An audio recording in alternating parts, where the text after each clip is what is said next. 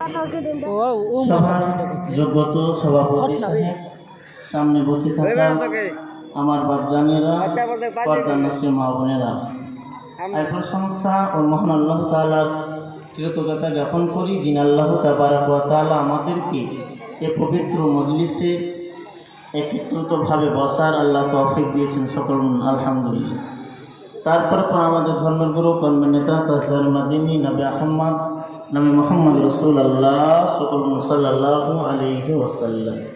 Brother ইসলাম, আমার সংক্ষিপ্ত সময়ের মধ্যে আমি যে আয়াতটি পাঠ করেছি সূরা আরাফের 26 নম্বর আয়াত থেকে, এই আয়াতটিকে সামনে রেখে আমার স্বল্প সময়ের মধ্যে বক্তব্যের ইতি করবে ইনশাআল্লাহ। ও মা তাওফিক ইল্লা বিল্লাহ।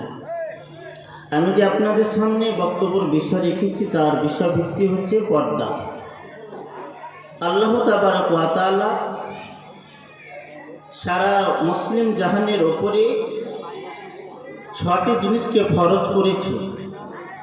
তার মধ্যে পর্দাকে আল্লাহ তাবারক ওয়া তাআলা এই মানুষের জন্য, এই মানব জাতির জন্য, নর নারী পুরুষ উভয় পক্ষে আল্লাহ তাবারক ওয়া তাআলা এই পর্দাকে তিনি ফরজ করেছেন।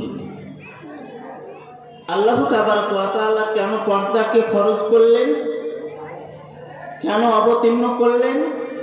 আল্লাহ তাবারক ওয়া তাআলা পবিত্র কোরআনের সূরা আরাফের 26 নম্বর আয়াতের মধ্যে বলছেন, ইয়া বানি আদামা কাদ আনজালনা আলাইকুম লিবাসা।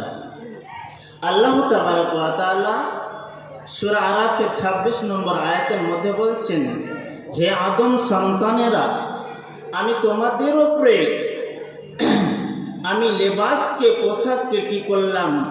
ফরজ করলাম, অবতীর্ণ করলাম। কেন? ওয়ারিসাউ শাআতুকুম। আল্লাহ তাবারক ওয়া তাআলা বলছেন, যাতে তোমার অঙ্গ প্রত্যঙ্গগুলো, গুপ্ত তোমার লজ্জা স্থানগুলো যাতে হেফাজতে থাকে, এই জন্য আমি তোমার জন্য আমি কি করলাম?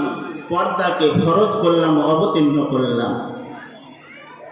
ব্রাদার ইসলাম, মা বোনেরা আমার, তাহলে পর্দার কতটা গুরুত্ব? সহিহ বুখারীর হাদিস, আল্লাহ রাসূল হযরতে জুবাইরকে বলছেন, জুবাইরের মা একদিন একটা রাস্তা দিয়ে জোরে করে হেঁটে যাচ্ছেন। বিশ্ব নবীজি হযরতে জুবাইরকে বললেন, জুবাইর, তুমি তোমার মাকে বাধা দাও যাতে জোরে করে না হেঁটে যায়। কারণ তোমার মা যদি জোরে করে হেঁটে যায় তাহলে তোমার মার ঘুটনির ওপরে কাপড় উঠে যাবে, আর উঠে গেলে তোমার মা বেপর্দা হয়ে যাবে, আর বেপর্দার কারণে আল্লাহ তাবারক ওয়া তাআলা বেপর্দাকে কোনোদিন জান্নাতের মধ্যে প্রবেশ করাবে না। বিশ্ব নবীজি হযরতে জুবাইরকে বললেন, জুবাইর, যাও যাও, তোমার মাকে জোরে হাঁটতে বাধা দিয়ে দাও। কেন বললেন? মা এবং বোনেরা আমার, আপনারা ভালো করে শুনেন। কারণ হচ্ছে আল্লাহ তাবারক ওয়া তাআলা নবীজি বলেছেন, একটা মহিলার কাপড় ঘাটনোর নিচে থাকবে, আর একটা পুরুষের কাপড় প্যান্ট লুঙ্গি তার ঘাটনোর ওপরে থাকবে। বিশ্ব নবীজি বলেছেন, কোনো ব্যক্তি যদি ঘাটনোর নিচে কাপড় প্যান্ট পরে যদি চলে, কিয়ামতের দিন আল্লাহর নবীজি বলেছেন, আল্লাহ তাবারক ওয়া তাআলা 3 শ্রেণীর লোকের দিকে আল্লাহ রহমতের দৃষ্টিতে তার দিকে তাকাবেন না।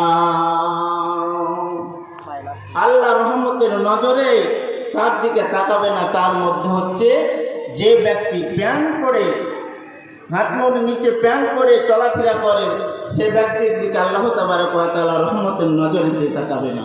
ব্রাদার ইসলাম, মা বোনেরা আমার, ইতিহাসের মধ্যে চলেন।